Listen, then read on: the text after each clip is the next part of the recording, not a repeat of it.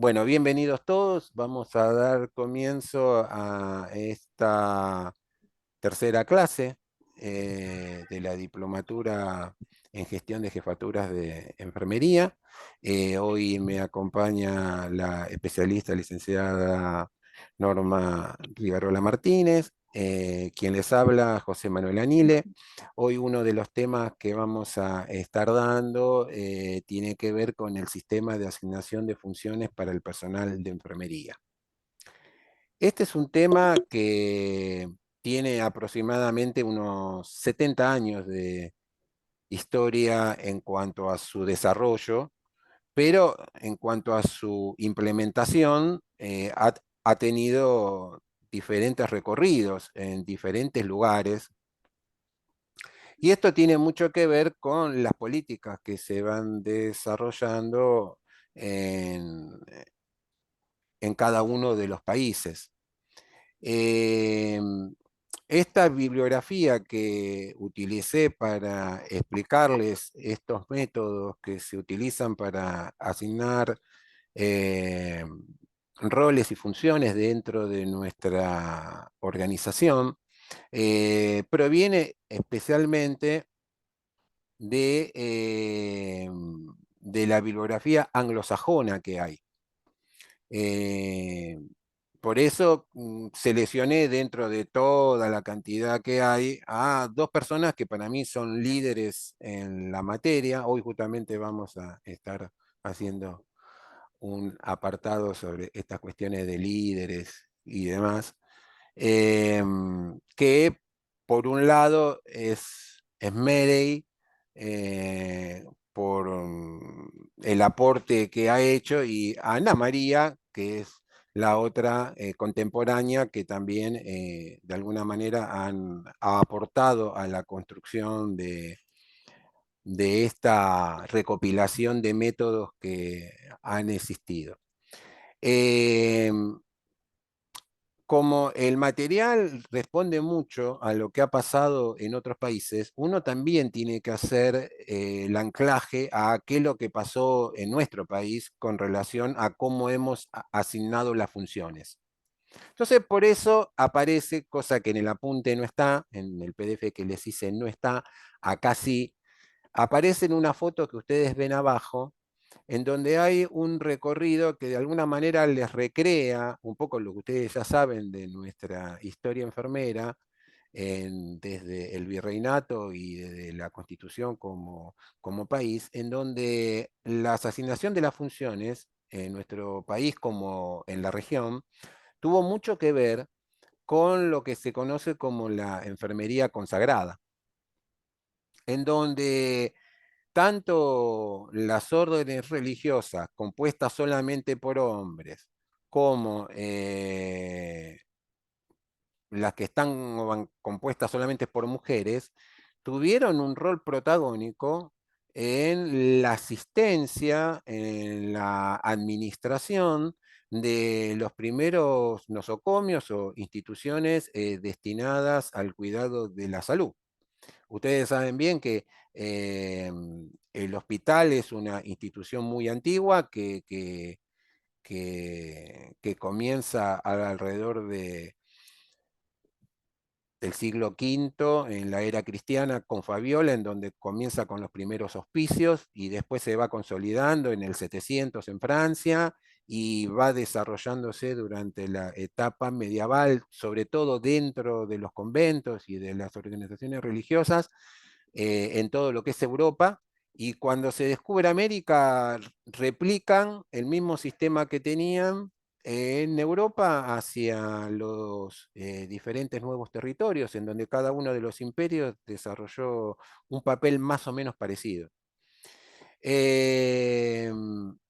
En el caso nuestro, que tenemos esa situación de continuidad en cuanto al trabajo de tanto por parte de los hermanos bletamitas como de otras órdenes religiosas eh, que estaban desarrolladas por mujeres. Ahí le puse la foto de la Madre Teresa de Calcuta, porque si uno conoce un poquito su vida, sabe que ella peleó mucho dentro de su orden religiosa para salir del convento, para brindar asistencia hacia las comunidades más empobrecidas de Calcuta, en donde ella veía que la labor de una hermana brindando asistencia en los cuidados a las poblaciones más vulnerables, tenían un impacto y una consagración en donde ella veía que tenía esa necesidad.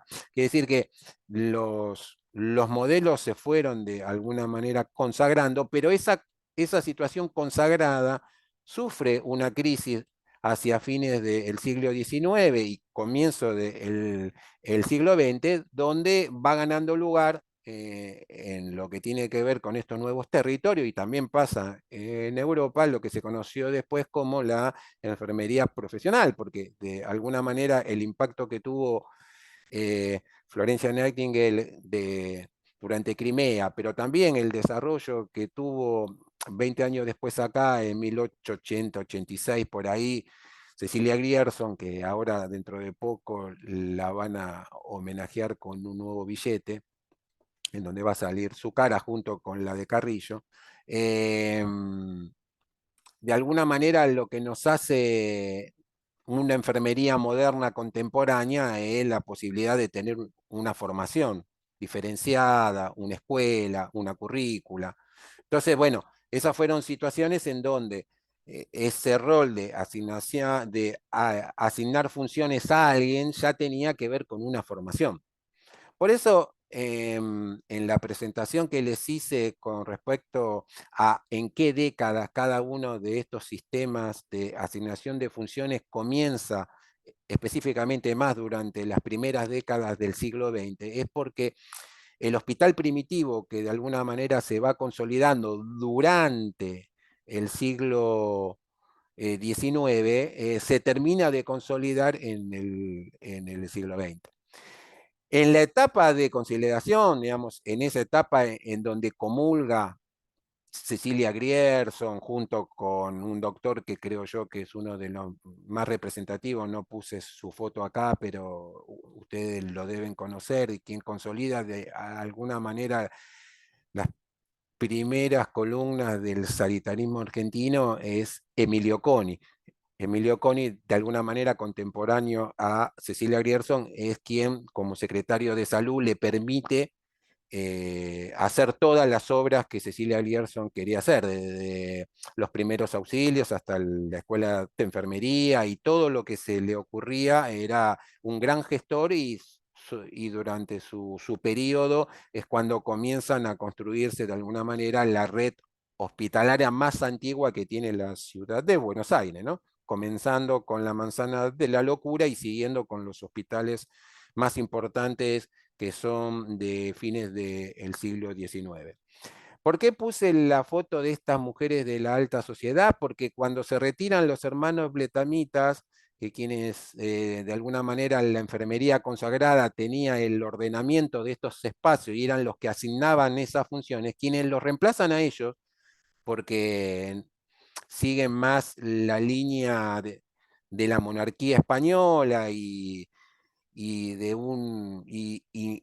no tenían una mirada en relación con esta nueva etapa histórica que era la emancipación de los pueblos. Ellos se retiran. Quienes toman la gestión de los hospitales son las mujeres de beneficencia, las damas de beneficencia, que de alguna manera las primeras juntas de gobierno durante casi 60 años, desde 1810 hasta 1870, hasta la llegada de Coni prácticamente, tenían prácticamente la responsabilidad de sostener todo lo primitivo que existía en cuanto a la red de atención básica, que eran los orfanatos, los hospitales para los soldados, para las mujeres, para los hombres, ¿no? Todo eso que se fue construyendo muy primitivamente, ellas lo gestionaban, lo asignaban los recursos, contrataban las personas, haciendo todo un trabajo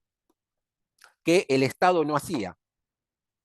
el Estado no se hacía cargo de la salud y delegaba en aquellas familias patricias esa responsabilidad que después el Estado comenzó a consolidar. Yo creo que después de la batalla de Caseros es en el 50 y después de la constitución del 53 y después de la llegada de Sarmiento, bueno, y con Mitre y con Roca, de alguna manera se va consolidando un país que dice, no, yo me tengo que hacer cargo de la educación, yo me tengo que hacer cargo de la salud, yo me tengo que hacer cargo del registro civil, por ejemplo, y de tantas otras cosas que se hacía cargo la iglesia. Entonces, a partir de ahí es cuando se empiezan a consolidar los procesos. Pero ¿por qué les pongo también la foto de Carrillo? Ya más, un poquito más contemporáneo a nosotros, aunque lógicamente nosotros no estábamos en la época de Carrillo, porque Carrillo es quien consolida el hospital moderno. Consolida es, digamos, Carrillo es el que entiende de que por primera vez, así como las vacas tenían ministerio, las personas tenían que tener un ministerio de salud y es el que de alguna manera lleva a lo largo y a lo ancho del país, con las posibilidades que en ese momento existía, multiplicar la red hospitalaria, pero sobre todo multiplicar las posibilidades de estudio de enfermería, llevando a cada hospital una escuela de enfermería y de esa manera tratar de entender que se tenía que desarrollar el talento humano a la misma velocidad que se desarrollaban las construcciones y las edificaciones, porque si no, no se podían sostener las estructuras sin la persona adecuada y no se podía depender de una enfermería consagrada.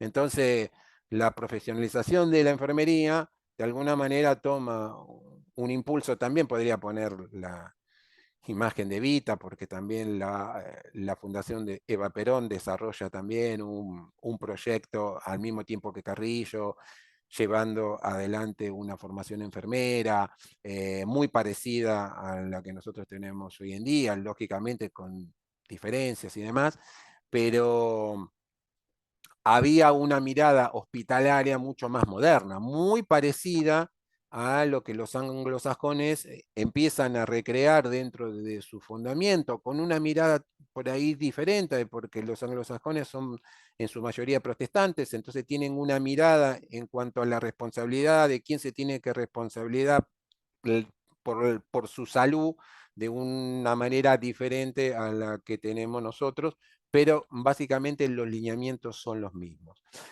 ¿Qué es lo que va surgiendo en las primeras décadas? Bueno, que hay una escasez del recurso humano en enfermería, que lo hay hoy, pero antes lo era mucho más, no solo por la cantidad, sino también por la formación, y empiezan a aparecer algunas estrategias que nosotros las vamos a ir viendo de a poco, que se parecen mucho unas entre otras porque van tomando algunas características como es el método del caso.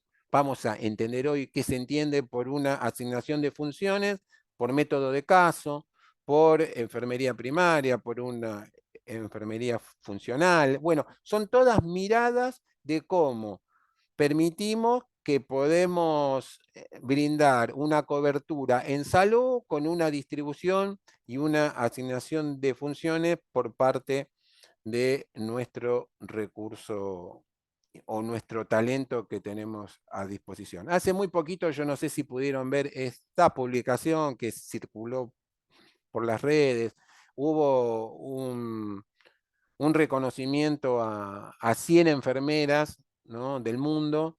En el caso de la Argentina, la magíster Lidia Blanco, que es rectora de la Universidad Don Bosco, es la primera rectora que llega a ese cargo siendo enfermera. Bueno, ha sido galardonada, pero muchas de ellas, inclusive algunas de las que nosotros vamos a ver en el apunte de hoy, también han sido reconocidas por los aportes que han hecho en su tema de cómo han innovado y cómo han gestionado. Una de las primeras cuestiones que tienen en el apunte que han leído es esta cuestión entre cuándo estamos frente a un líder o cuándo estamos frente a un gestor. Y sobre eso hay mucha bibliografía al respecto, y después cuando vengan otros colegas que se dedican específicamente al tema del liderazgo, lo vamos a retomar. Yo básicamente reconozco a un líder cuando lo tengo enfrente, cuando tiene la capacidad de poder innovar.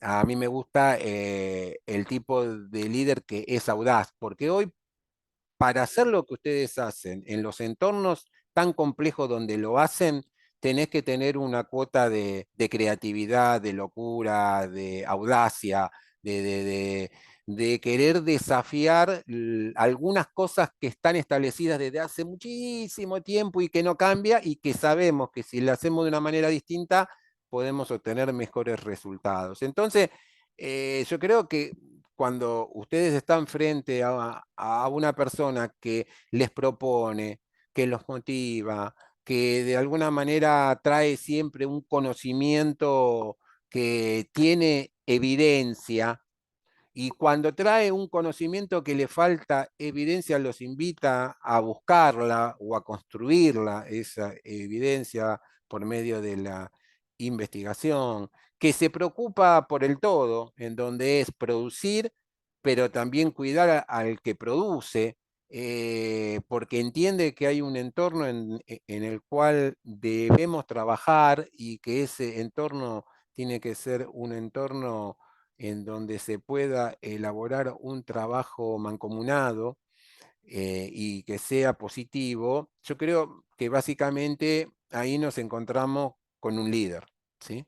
Después, lógicamente, que cada uno de ustedes del material que le he propuesto pueden tomar otro tipo de modelo de liderazgo porque hay muchos, no hay solamente uno, no es el que dice Steven Jobs de que él de alguna manera soñó con una computadora y con un uso de esa computadora y una masividad de una computadora en un momento en donde eso no existía, ¿no? Es igual que aquel que creó Internet, es exactamente igual, ¿no?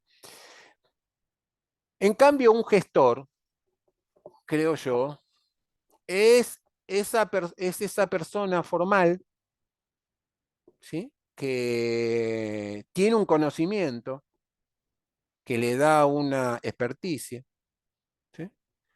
Que tiene una responsabilidad fundamental, que es por eso que ustedes hoy están siempre ahí en la picota, porque tienen la responsabilidad que no la pueden delegar, que es la cuestión legal.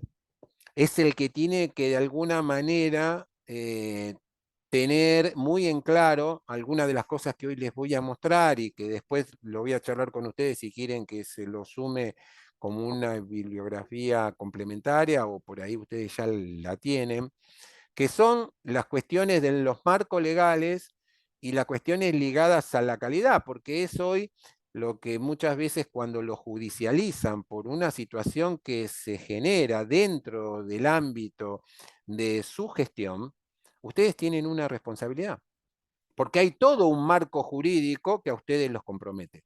Y ustedes no pueden excusarse.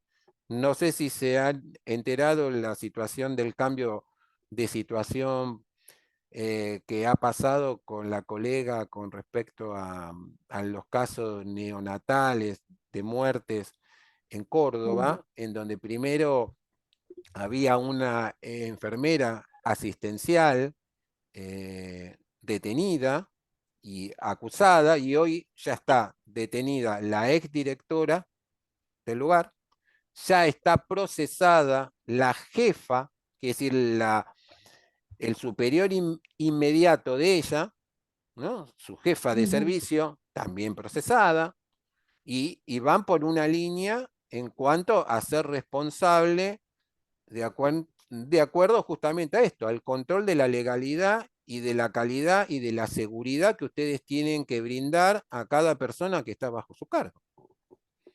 ¿Mm?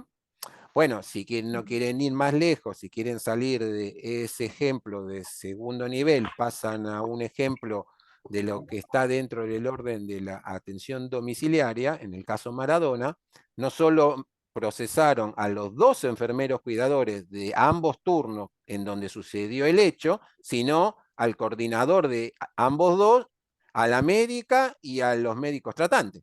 Quiere decir que el que gestiona no puede gestionar sin entender que hay un marco legal en donde él es un socio responsable junto con los demás actores. Y es de ahí de donde ustedes tienen que planificar su política de gestión. Porque si no se van a encontrar, o les voy a recomendar, que no es de mal tenerlo, un seguro, porque van a gastar mucho de su capital económico en gastarlo en asesoramiento, por un lado en abogados penalistas y en otro en las cuestiones civiles, porque van a tener la doble responsabilidad. ¿Está claro en esto? Entonces, cuando se piensa en un gestor, por ahí es en una persona más formal. ¿Sí? Y hay diferentes tipos de gestores. Lógicamente, aquel que tiene un perfil más de administrar lo poquito que tiene y se las arregla con lo que tiene, y aquel que gestiona con un proyecto de por medio en donde trata de visualizar cuestiones que tienen que ver con la visión y la misión que la organización donde trabajo tiene y trata de alcanzar esos estándares y bueno, de alguna manera también requiere de una formación y de un compromiso diferente. Entonces, para sintetizar entre un gestor y un líder en cuanto al posicionamiento y a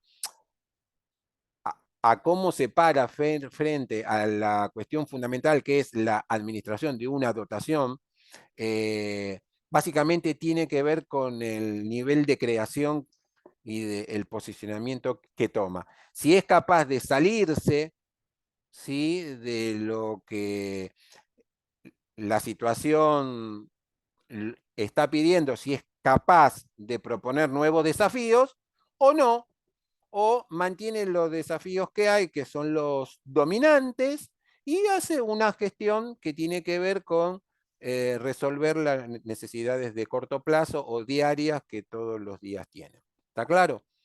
Eh, por eso es que de alguna manera yo creo que el líder tiene esta particularidad de poder construir representaciones, configuraciones que otros todavía no están viendo.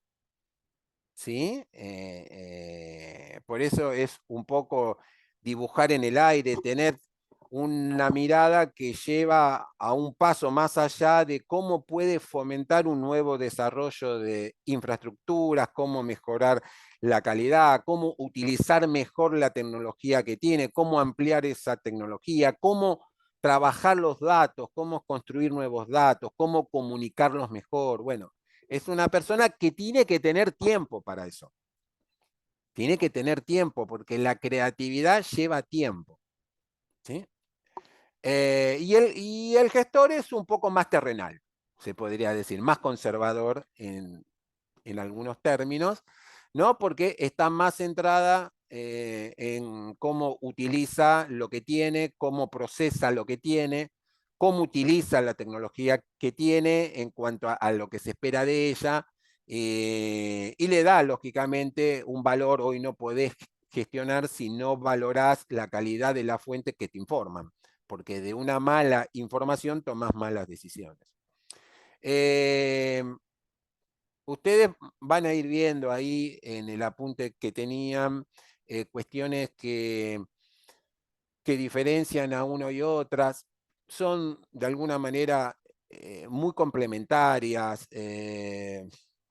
Yo creo que dentro de un gestor puede haber un líder y dentro de un líder hay también un gestor. El tema es cómo se posicionan ante los desafíos que tienen y qué tipo de medidas son capaces de asumir como riesgo para poder obtener esa meta que se ha pensado, ¿no? Básicamente va por ahí, más allá del nivel de jerarquía que se tenga, ¿no? Hay personas que por ahí quieren ir mucho más rápido o tienen un desarrollo mucho más rápido y son cuadros intermedios, y los cuadros que tienen por arriba son más conservadores, más de gestión, y frenan cualquier nueva iniciativa o cuestiones que realmente por miedo, por lo que sea, no lo pueden poner en juego. Pero a veces no es tan fácil dividir las aguas entre uno y otro, hay que ver caso por caso. Después le voy a hacer una preguntita sobre esto, antes vamos a hacer una pequeña votación cuando terminemos la exposición con respecto a este tema puntualmente. Entonces no me quiero entrar más en eso como para trabajarlo después. Vamos ahora a esto, que es un poco el material más duro que tenemos por delante, que es esto, cómo interpretamos estas estrategias que se han tenido a lo largo del tiempo para poder brindar cuidado. Ustedes saben que nuestro país tiene antecedentes bastante desfavorables en este tema. Por ejemplo, están las famosas enfermeras del artículo 30. En un momento, sobre todo en la gran crisis que hubo del sistema sanitario después del 55, y con el gran crecimiento que se produce entre los 60 y los 70 del sistema de salud privado y del sistema de la seguridad social, dos grandes sistemas que junto con el de la salud pública conforman el sistema de salud argentino, ante un recurso humano tan escaso, si crecen exponencialmente sistemas paralelos, absorben el recurso humano que tiene alguno de los otros subsectores. Eso es así, oferta y demanda, ¿no es cierto? Entonces, así como el sistema público, desde la mirada de Carrillo, que miraba que un país se fortalece con un solo sistema de salud, porque de alguna manera eso da mayor equidad, porque todos van a tener asegurado una prestación única y universal para todos, y aquel que tenga más recursos por ahí la puede mejorar, pero el que no tiene recursos va a tener algo de calidad garantizado. En los 60-70 comienza la expansión de estos dos grandes subsistemas y a un intendente no se le ocurre mejor idea que sacar una ordenanza municipal donde genera que si una persona que trabaja en un hospital durante X cantidad de años en los servicios de mantenimiento, cocina, maestranza y todo lo demás, puede pasar a ejercer la función de una enfermera auxiliar. Esas fueron las famosas enfermeras del artículo 30. Ese tipo de método en otros países es impensable. O lo que pasó también en nuestro país, que se tomó una iniciativa de la OPS que tiene que ver justamente con apalear esta manera de poder conseguir ese talento humano de una manera más rápida y crea el auxiliar de enfermería con una formación de 2 años. En muchos de nuestros países vecinos, la formación del auxiliar de enfermería es de 2 años y muchos son de nivel universitario, es decir, que van a estudiar a la universidad ese nivel. No lo hacen en escuelas terciarias, como por ejemplo Uruguay. En nuestro país se hizo, pero de 9 meses. Entonces, claro, todo lo que abrevie muchas veces genera una situación compleja. Y una de las formas en que se tenía como respuesta primitiva en cuanto a cómo podemos abordar ante la escasez que tenemos de este talento tan necesario y tan escaso en cuanto a esa formación, porque las escuelas de Cecilia Bierson, las escuelas de la Fundación Eva Perón, las escuelas de Carrillo, las escuelas de Cruz Roja y de los hospitales de comunidad no daban abasto. El método del caso es una propuesta en donde nosotros tenemos una modalidad de atención donde cada paciente le va a quedar asignado a una enfermera. Esa enfermera se va a hacer cargo del cuidado de esa persona durante un determinado turno. ¿Sí? Recuerden que quien de alguna manera estructuró los turnos y todo más fue Carrillo. A partir de Carrillo se reestructura de alguna manera el trabajo dentro de los hospitales, inclusive fue el primero que le dio un salario al médico y que de alguna manera permitió el ingreso de personas no consagradas a los hospitales, porque la mayoría de ellos eran manejados o por personas que vivían ahí o por personas consagradas. Entonces, de alguna manera, Carrillo también tuvo mucho que ver en cómo era esta lógica de asignar. Pero por más que se asignaba, la cantidad de recursos que existía no alcanzaba. Y este es un método que de alguna manera hoy se lo ve en nuestro quehacer. Esta modalidad de trabajar por turnos, por ahí puede ser o no con una enfermera asignada. Después vamos a ver cómo esto va a ir cambiando, cómo va a ir variando cuando lo veamos más hacia adentro. Otro método que surge más tardíamente es el de la enfermería funcional. Ahí ya predomina distintos actores porque hay una cierta jerarquía, es un poco lo que nos pasa hoy, al tener tan fragmentada nuestro campo disciplinar y crear nuevos actores, eso hace de que vos puedas darle a esa enfermera, ustedes piensen esto, el auxiliar de enfermería comienza en nuestro país recién promediando la década del 60.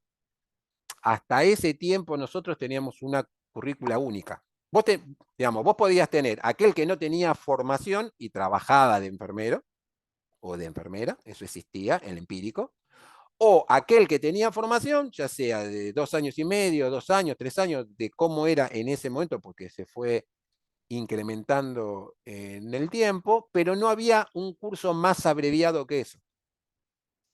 ¿Cuándo comienza? Con la normativa del año 67. Ahí es cuando comienza de alguna manera más oficialmente la robustez de un plan de formación tanto para el auxiliar de enfermería como para la enfermera. Y ahí comienza de alguna manera este sistema funcional que en algunos otros países los tenían desde antes.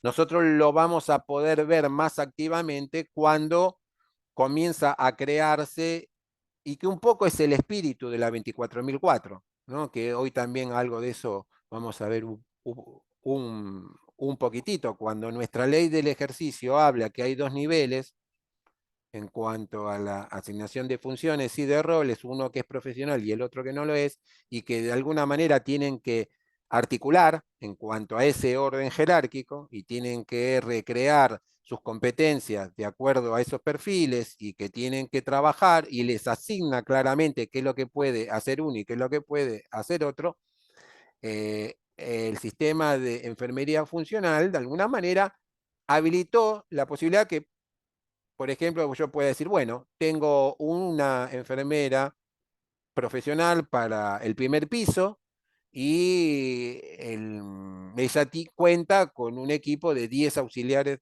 de enfermería que están bajo su supervisión y de esa manera hacen un trabajo en donde cada uno va a ir realizando por su grado de competencia las complejidades del cuidado. Algo que es parecido a esto es lo que viene después, que es el equipo de enfermería, porque el equipo de enfermería hoy, si uno lo ve desglosado en la cantidad de actores que hay, ya el auxiliar de enfermería es un máster comparado con los cuidadores, los acompañantes, los asistentes, infinidad de dominaciones de nuevos actores que fueron surgiendo para diferentes servicios de, que brindan salud, en que las denominaciones han crecido muchísimo, pero se necesita siempre de una cabeza que conforme ese equipo y que pueda brindar un tipo de cuidado planificado siempre desde una mirada profesional. Después tenemos la enfermería modular. No sé si sé que hay algunos de ustedes que son de Cava. Bueno, el sistema de módulo de alguna manera se acerca mucho a lo que propone este sistema porque es un aporte que se hace con una enfermera que brinda una determinada cobertura en un determinado momento, en un determinado lugar, ¿no? Es algo muy utilizado dentro de la gestión. Y también nos trae una experiencia interesante de la década del 60 del siglo pasado por medio de Mary Tumey con la enfermería primaria. La enfermería primaria es una vuelta de una jerarquización en cuanto al cuidado en cuanto al cuidado y a la atención de las personas que nosotros tenemos a nuestro cargo, donde aparece una persona que dice, bueno, yo me responsabilizo, yo me hago cargo, yo asumo la responsabilidad de llevar adelante un cuidado con la ayuda y la complementación de otros, pero hay un responsable, ¿no? Esto es lo que fuertemente se plantea y que se llevó a reformular el funcionamiento de muchos hospitales y que dio origen también después a los cuidados, digamos, a los cuidados progresivos, inclusive se ha utilizado también dentro de los circuitos críticos, sobre todo en la década del 80 en algunos países anglosajones.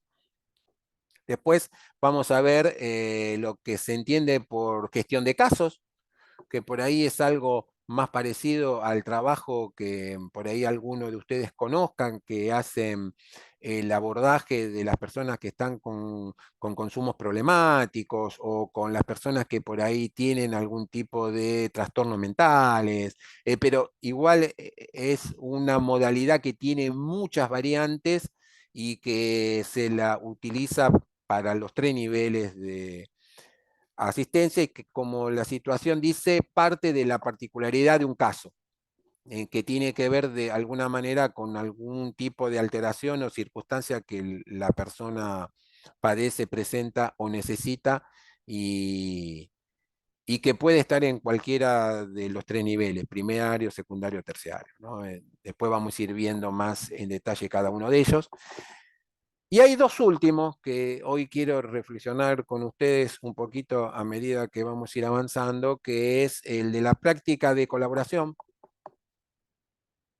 ¿Sí? Es una práctica que se vio reflejada sobre todo hacia fines del siglo pasado, sobre todo en los 70, los 80, y que continúa hoy en día, que dio origen a que nosotros tengamos un diagnóstico enfermero, que dio origen a que nosotros tengamos un proceso de atención de enfermería, que, que, que motiva la investigación dentro de nuestra disciplina, que desarrolla programas, aplicaciones, infinidad de cuestiones que es gracias a ese trabajo colaborativo hacia adentro de la disciplina como también hacia afuera de de la disciplina. Yo después me voy a tomar unos minutos más para ver cuál es mi posición sobre este en particular, porque le veo un futuro enorme en cuanto a las capacidades que todos tenemos en esta práctica. Y de último, otro gran tema que la enfermería argentina tiene, que lo vamos a ver al final, que son las prácticas diferenciadas, ¿no? Sí, realmente es un modelo que a nosotros nos ha costado mucho en cuanto a la implementación de la 24004, por ejemplo, ¿no? Hoy uno va a un servicio y no puede diferenciar quién es licenciado, quién es enfermero, quién es auxiliar, porque todos hacen lo mismo, o quién es especialista. No, no, no, en algunos, no en todos, en algunos, ¿no? Porque tampoco podemos generalizar, pero si uno habla en términos generales, las prácticas diferenciadas hoy es una gran deuda pendiente, ¿no? Yo José, creo que sí, una cosita ahí donde dice práctica diferenciada se está refiriendo puntualmente a las competencias diferenciadas. claro, sí, sí, por eso hablo de que todavía eso está en pañales, es algo muy nuevo, es más, de todo esta SAFE, de alguna manera, es más de este siglo, ¿no? El pensar competencias para ustedes como gestores es estar hablando de lo nuevo, de lo que de alguna manera está por llegar o que en algunos lugares ya llegó hace más de 20 años, pero que bueno, que en nosotros todavía estamos en Estamos pañales, iniciando, digamos, estamos iniciando. estamos iniciando. sí, tratando de iniciar. Hasta acá, alguna de las cosas que les dije o algunas de las cosas que leyeron, ¿lo pudieron relacionar con lo que ustedes hacen o han vivido dentro de los lugares donde han trabajado estos métodos de asignar el rol? Eh, por ejemplo, en mi caso es como algunos formas de trabajo son como mixtas. Por ejemplo, nosotros siempre hemos tenido una jefa de servicio que nos ha dicho, si bien los pacientes están sectorizados, pero el servicio es de todo. Entonces, todos sabemos de todos los pacientes, pero durante las 7 o 10 horas de trabajo, quizás uno se enfoca más en, no sé, 5 o 6 pacientes, pero los pacientes son de todo, así que es como que se trabaja en forma mixta de algunos métodos. Claro, muy bien. Hay algo que ninguno me preguntó, que es, ¿quién elige esto? ¿Quién elige el SAFE? ¿Quién es el que decide, che, qué SAFE vamos a tener? ¿Quién piensan ustedes? ¿Quién elige? Si es por método de casos, si es por el sistema de enfermería funcional o crean uno nuevo. Ujú. ¿Quién es? Eh, no, no, el mismo enfermero asistencial. Es una decisión muy grande. Mm, Es una decisión muy grande como para que lo pueda tomar el individuo. ¿Quién es el que lo permite, el que lo avala, el que de alguna manera lo sostiene, en algunos casos sin escribir nada, sin que haya nada escrito, pero es de alguna manera, como se dice, es el modus operandi, ¿no? y Es, el jefe de enfermería. claro, la organización. La, Ujú, digamos, ¿vieron que hay, los servicios tienen criterios de admisión de pacientes, ya sea por diagnóstico, por sí. prioridades, por parámetros objetivos y demás? Ujú, Bueno, ¿cómo se asignan los roles? Es algo que la organización lo define conjuntamente con el equipo que lleva la conducción adelante, que puede haber cierto ujú. grado de libertad. Ahora, cada uno de estos métodos, algunos pueden ser mejores que otros, pero ¿de qué va a depender? ¿De cuál va a ser la mejor selección de estos métodos?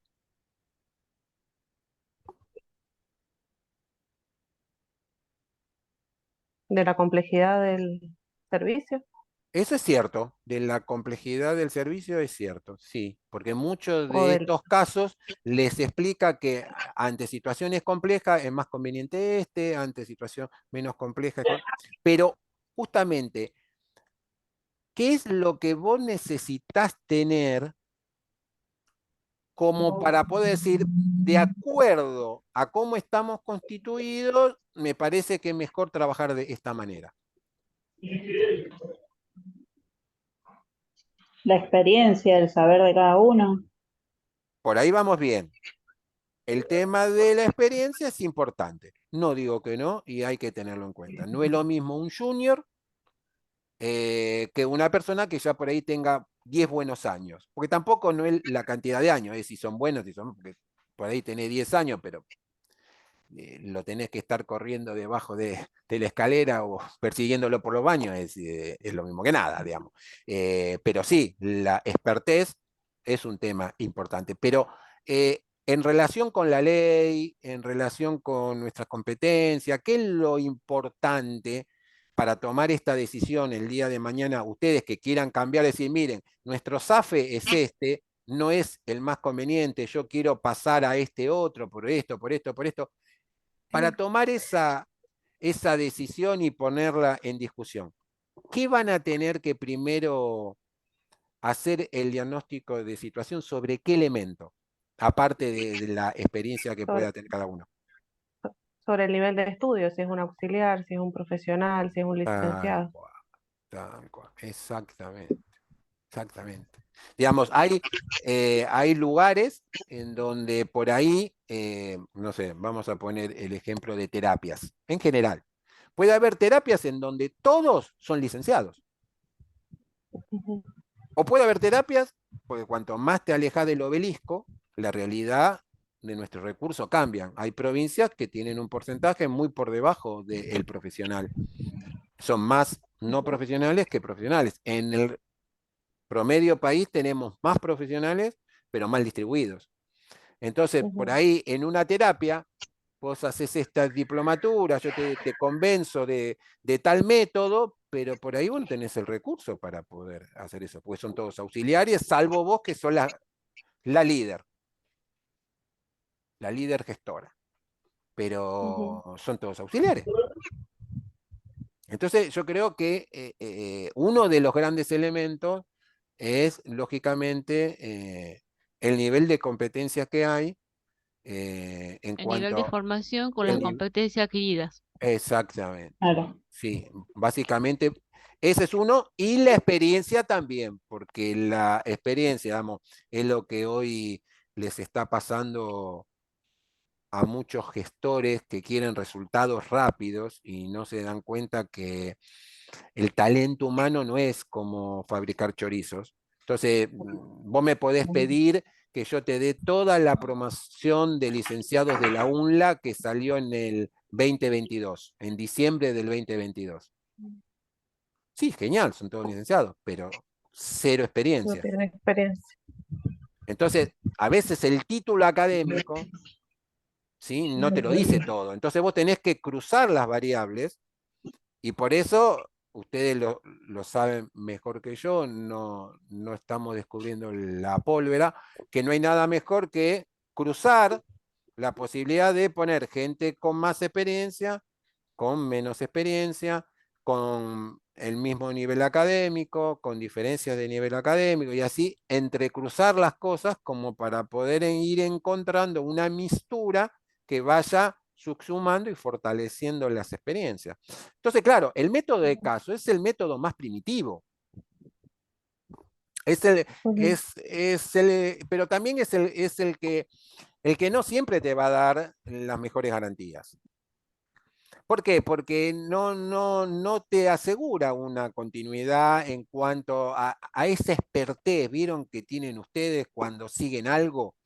Cuando ustedes están detrás de algo y que se están preocupando, porque si, che, mira, estoy con este tema de el señor Juan López que tiene esta úlcera sacra y yo me estoy preocupando porque cierre y vos la vas midiendo y vos la vas controlando, vas con tu protocolo.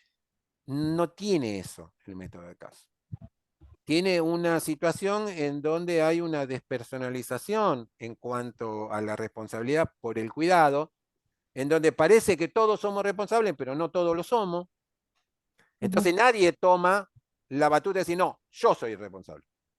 Yo me propongo que esta cicatrización se tiene que dar dentro de los 2 meses o dentro de los 3 meses o y que tengo que ir reduciendo 0,5 centímetros de diámetro por superficie comprometida.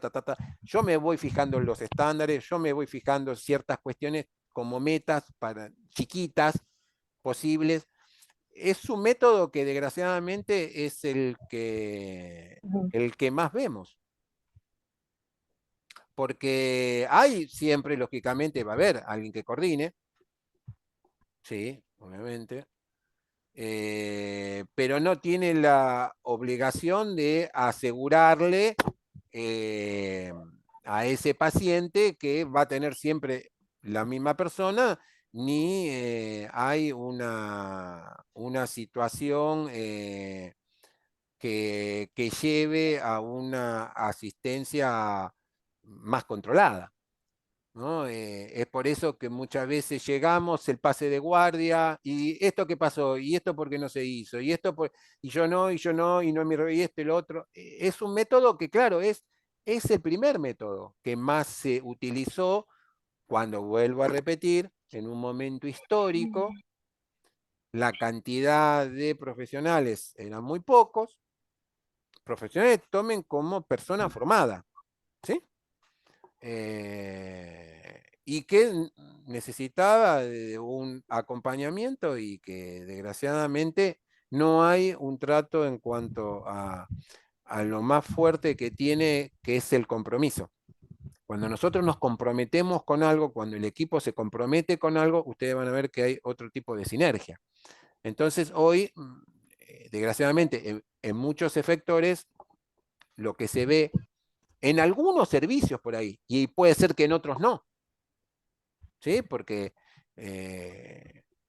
no, no es la misma cultura, ¿sí? No es la misma experiencia. Entonces puede haber que en una misma organización puede haber más de uno de estos SAF actuando simultáneamente. Y ese es el motivo de por qué muchas veces las personas no quieren cambiar de un servicio a otro. Porque se encuentran con una lógica de SAFE diferente, en la cual no se adapta a esa forma. ¿Entiendes? Yo no sé si por acá en el grupo hay gente de NEO. La enfermera de NEO, por tradición histórica, no trabaja con este método. Es mi chico, es mi paciente, no lo tocas. Hasta que no te lava la mano, no lo tocas. Y se le pone de mano al que sea. Toma una posición que muchos otros en un servicio de adulto, vos no lo ves eso. Es de todos. En una NEO no. O en la mayoría de las NEO que por lo menos me tocó conocer, no es mi expertise la NEO, ¿no? Pero de lo que tengo de roce con personas que han trabajado, por lo menos es una... Sí, por las generalidades sí, es así. Claro, pero puede haber otras NEO que por ahí funcionen con una lógica diferente, ¿no? Todo tiene que ver con el recurso también. Bueno, eso tiene que ver con con lo, como decir, la cantidad de recursos y bueno, la formación que tenga ese lugar, ¿sí? En la Claro, que está claro. trabajando. Y Todo depende de eso. sí, sí, y también, claro, y la historia que tiene cada uno, ¿no? Quiere decir que método de caso le quedó claro por dónde va. ¿Hay alguien que no lo haya entendido? ¿Lo pueden materializar en algún lugar de su hospital, en algún lugar que han transitado, en alguna experiencia? ¿Sí? Sí, sí. Bien, enfermería funcional. ¿Funcional a qué? A la estructura jerárquica. Acá hay jerarquía. Por eso, la enfermería funcional no sirve como método, por ejemplo, si les toca una pregunta y yo les pongo, con una dotación donde el 100% son licenciadas, ¿ustedes utilizarían el SAFE de la enfermería funcional?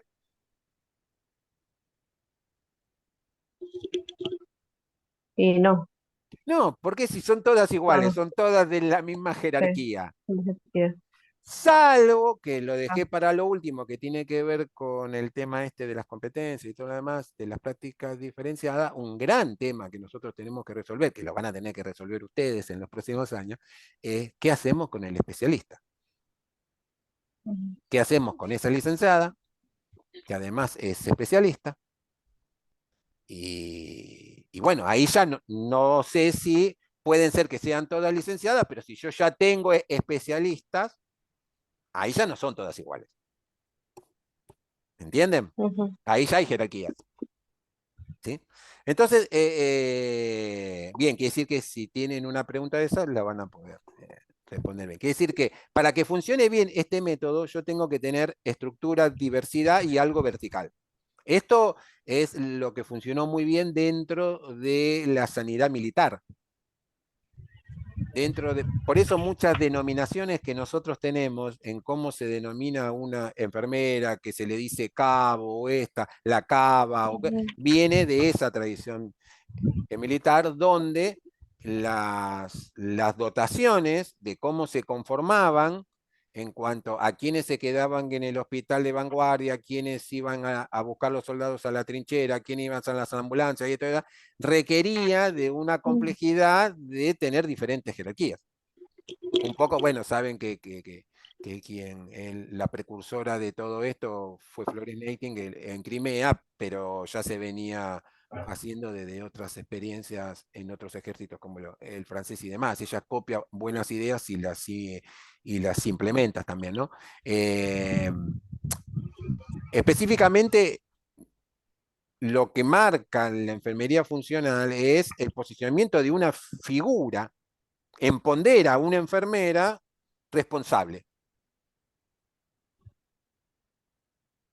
¿Sí? Entonces dice, bueno, no, yo me voy a hacer cargo de la medicación. Yo, como dice la ley, me voy a hacer cargo de los accesos vasculares. Ya sea de colocarlos, de retirarlos, de los sondajes, de esto, del otro. Hay una construcción jerárquica que requiere de una base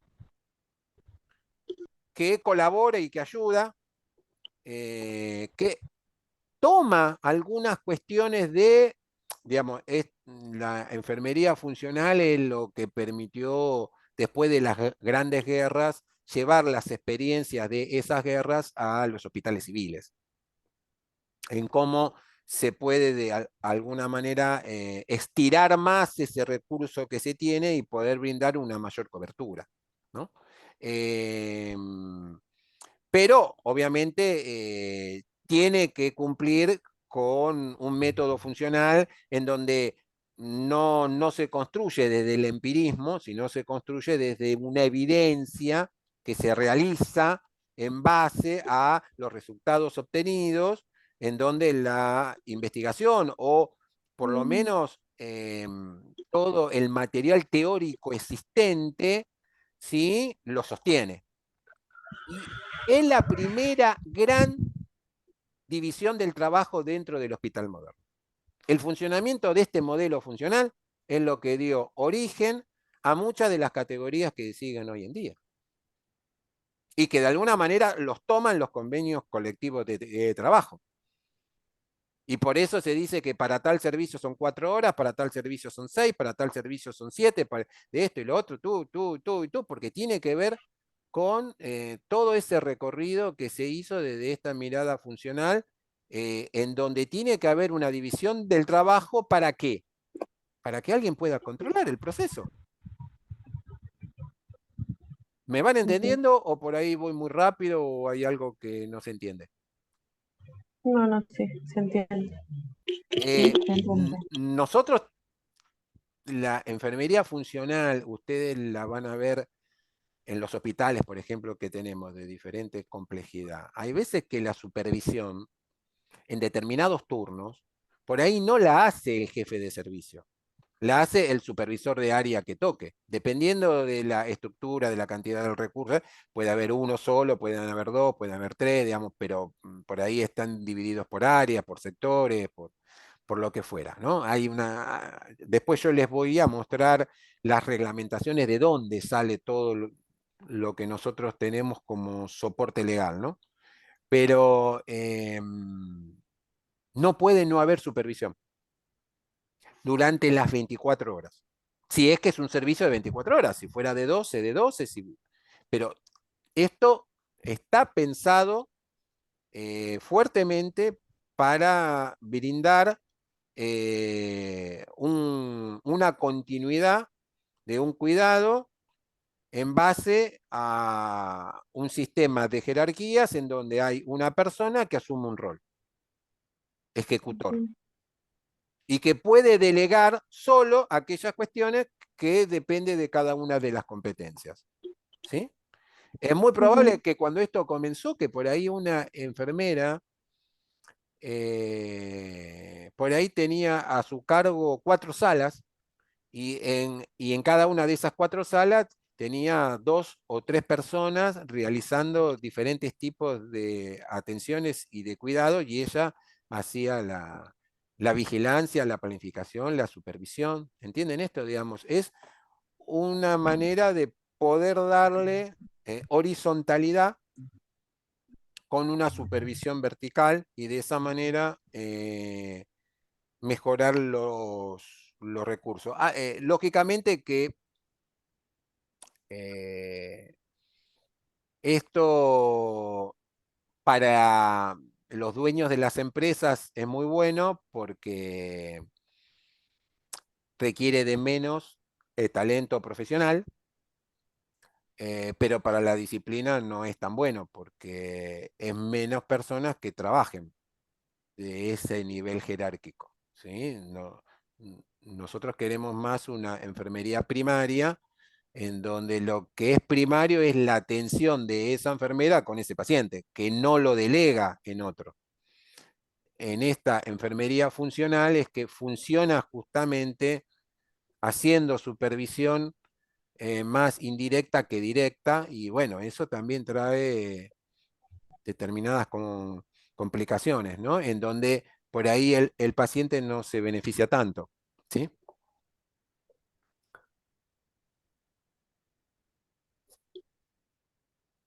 El SAFE en relación a trabajar con equipos de enfermería, dirigidos siempre por una profesional que lo coordina, lo supervisa, lo va evaluando en cuanto a las líneas de cuidado, lleva a un trabajo en equipo. Un ejemplo de esto en nuestros días, en donde por ahí yo no sé si alguno tiene la experiencia, si lo ha hecho, son los equipos de cuidado paliativo, por ejemplo. ¿No? Como hay una enfermera que va, ya sea en esa sala, si es que es un servicio que está dentro de un hospital, o son personas que están internadas en un hospice, o están internadas en sus casas, pero hay alguien que pasa, que es la que identifica los problemas, es la que identifica las necesidades que tienen las personas que tienen a cargo, que revisa los estándares. Hay un trabajo de una enfermera gestora de ese equipo, pensadora de ese equipo, pero que necesita de un trabajo muy estrecho, ¿sí? De una interacción en cuanto a su personal, que trabajen de una manera mancomunada, en donde también trabajan otras personas que no son solo del equipo de enfermería, complementando, porque también trabajan con la familia, también trabajan con cuidadores, también trabajan con otras personas de otras disciplinas que también interactúan, eh, y, y que permite de alguna manera llevar una línea de un seguimiento en cuanto a ese trabajo de equipo, que solo se puede sostener si hay un elemento fundamental, que son las reuniones de equipo. Reuniones que en nuestra cultura de gestión no está muy consolidada. Yo no sé cada cuánto ustedes tienen un cronograma de reuniones de equipo en las áreas donde trabajan, ya sean con los cuadros superiores o con las personas a las cuales ustedes supervisan. ¿Cada cuánto tienen reuniones de equipo? Y en las reuniones de los equipos de gestión son una vez por semana, o sea, los viernes se reúne, se charla lo de la semana y se coordina lo del fin de semana, pero los que supervisamos una vez al año. Claro, claro. Y cuando se habla de trabajo en equipo, las reuniones son diarias, por semana, son mucho más seguidas. ¿Por qué? Porque como se tienen que ver el seguimiento de esos planes de cuidado, si hay que cambiarlos, Ah, hay que notificar, hay que comunicar, hay que replantear. Como se trabaja con una mirada basada en problema, esto es muy anglosajón, tiene que ver con el NOC, el NIC, digamos, tiene que ver con este paradigma de ir pensando problemas que son propios a nuestra disciplina, ¿no? No los problemas que tenga la persona en general, sino aquellos micro problemas, esas cuestiones chiquititas que si nosotros le ponemos calidad a la hora de la gestión, a la persona le generamos mayor bienestar. Es lo que dice Emerson Pi en pensar la enfermería desde el microcuidado, no desde el macro. Pensemos desde aquellas cosas chiquitas que si las vamos sumando una por una, es como si fuera una gota que va cayendo, en algún momento llenas una taza, llenas un balde, llenas una pileta, en algún momento se llena. ¿Sí? Entonces, esto lleva a un trabajo más superador que lo que hoy tenemos, porque parecería que el tiempo que invertimos en reuniones de equipo para consolidar la comunicación, para identificar los problemas, para retrabajar las necesidades, para revisar si estamos cumpliendo con los estándares y demás, y la protocolización de lo que hacemos, parecería que es tiempo malgastado. No le damos el valor que se le da en otras culturas, ¿sí? Sobre todo más anglosajonas, en donde no, es una necesidad, que siempre se hace dentro de la jornada, digamos, laboral, y que muchas veces se superponen los turnos como para poder seguir dando la continuidad del cuidado, pero el gestor, el que coordina, el que necesita, va llamando el recurso de acuerdo a los cuidados de las personas que están más directamente involucrados con la cuestión, porque esto es muy personalizado. A veces no hay que llamar a todos, se llama a quien tiene la sala A, la sala B o el BOS 4, o, digamos, quien tiene de alguna manera la lógica necesaria como para tratar la cuestión del contenido. Pero es sumamente interesante, donde yo más lo identifico, porque lo hacen a diario o porque lo hacen por lo menos una vez a la semana, es en los cuidados paliativos. En los cuidados paliativos hay mucha comunicación y eso mejora y también pueden tomarlo para otro tipo de abordaje o de trabajo que pueden haber ahora que se me está ocurriendo, también en algunos dispositivos abiertos para el tratamiento de los consumos problemáticos, pueden ser también que este tipo de trabajo en equipo sea de alguna manera mucho más visibilizado y, y uno lo puede ver mucho más palpable. Algunos que tengan tratamiento dialítico, Bueno, obviamente, claro, peritoneal. claro, obviamente sí, que hay un seguimiento en cuanto a las necesidades de estar en contacto para ver, bueno, cuánto es lo que hay que sacar, cuánto, sí, sí. ¿A qué le suena esto de modular para los que son de cava o para los que trabajan en lugares donde hay módulo?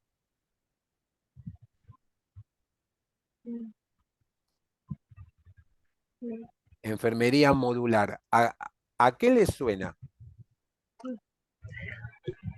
Lina, vos creo que trabajás en del Vélez Arfield, ¿no? Sí, sí, sí. ¿A qué te suena la palabra módulo?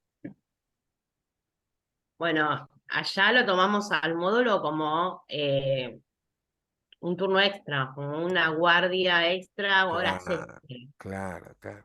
Que en la cultura después se fue regenerando y terminó siendo una complementación del salario necesaria, ¿no es cierto? Sí, sí, porque generalmente todos hacen módulo. Claro. Pero muchas veces, claro, las grandes discusiones que siempre hay es, los módulos son en base a las necesidades de las personas que tenés internadas que requieren una mayor cobertura en cuanto a la continuidad del cuidado, o es una necesidad de ese trabajador que tiene que mejorar el salario, ¿no? Necesidad Entonces, económica.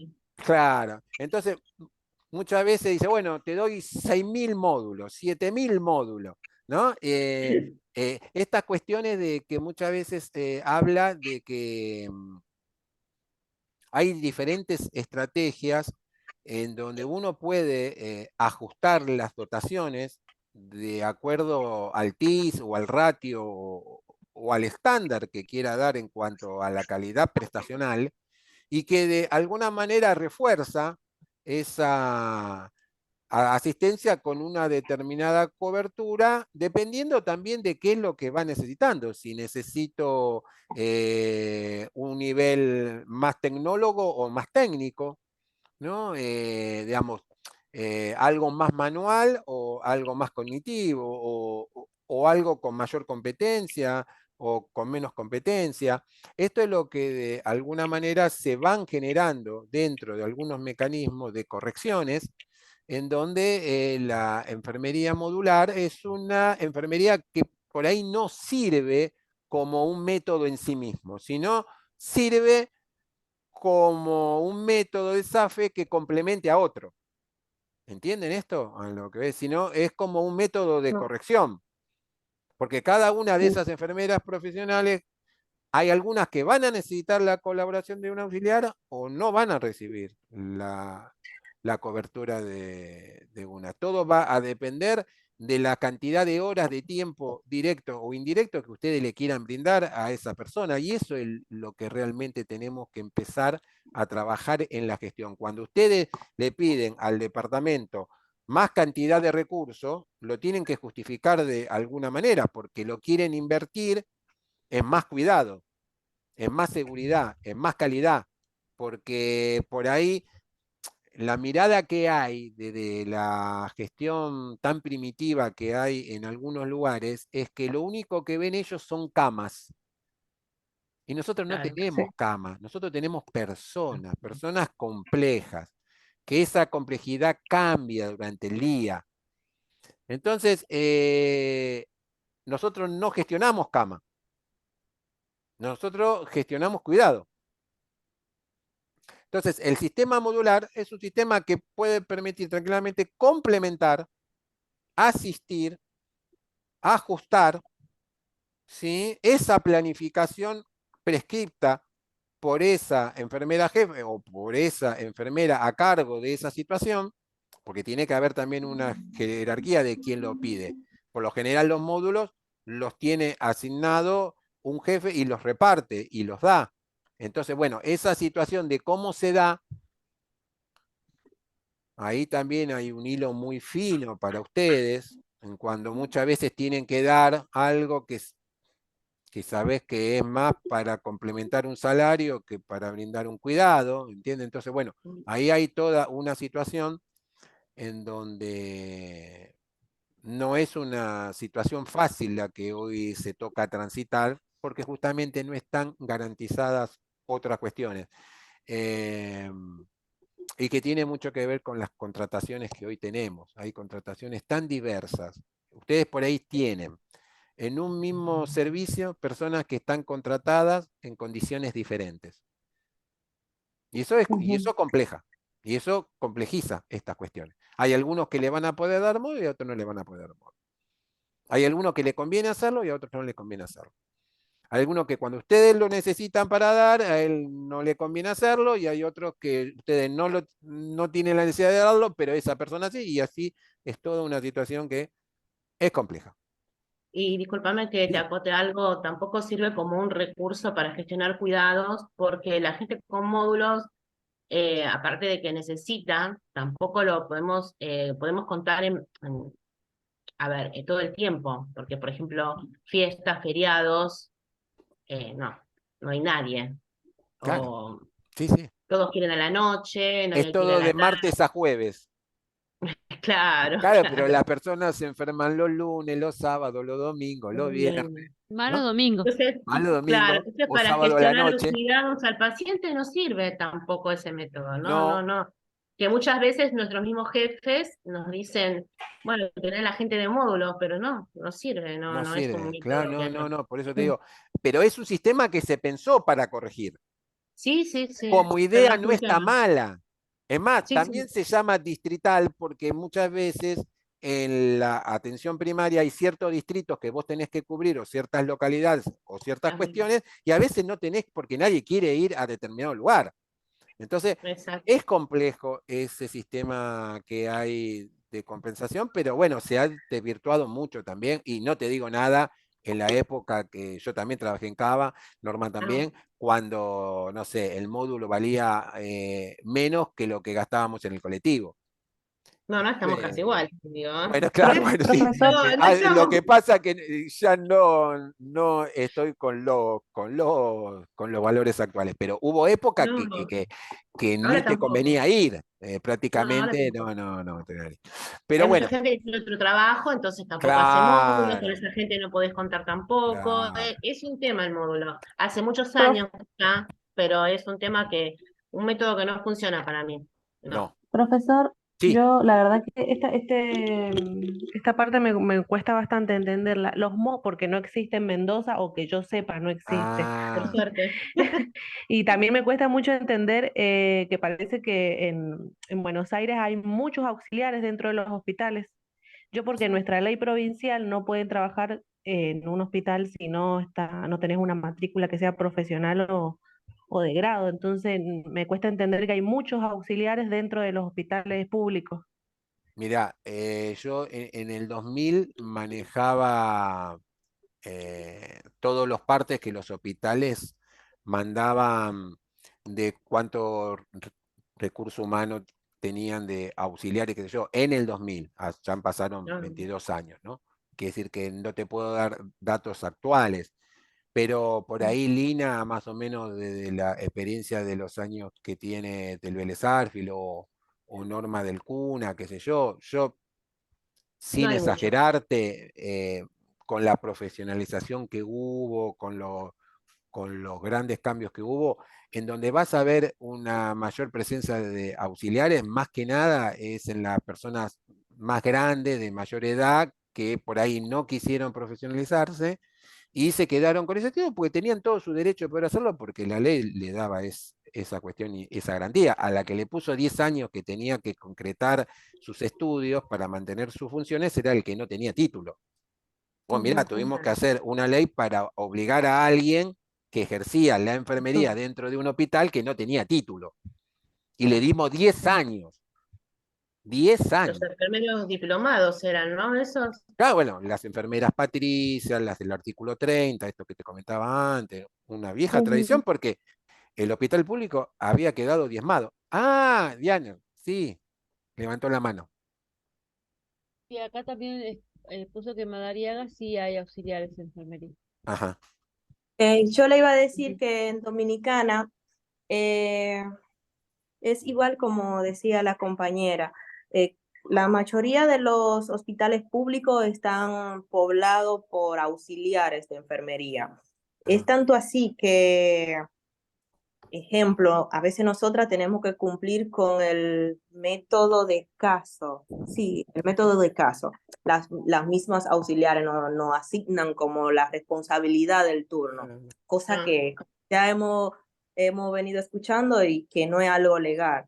Este, los fines de semana es muy poquita la población, es decir, que a veces pasamos viernes, sábado y domingo solo con auxiliares de enfermería. No es tan poblado, no tenemos tanta licenciada de enfermería. Sí, en los semi privados sí existe esa categorización de funciones, sí hay esa responsabilidad, más en los cuidados intensivos.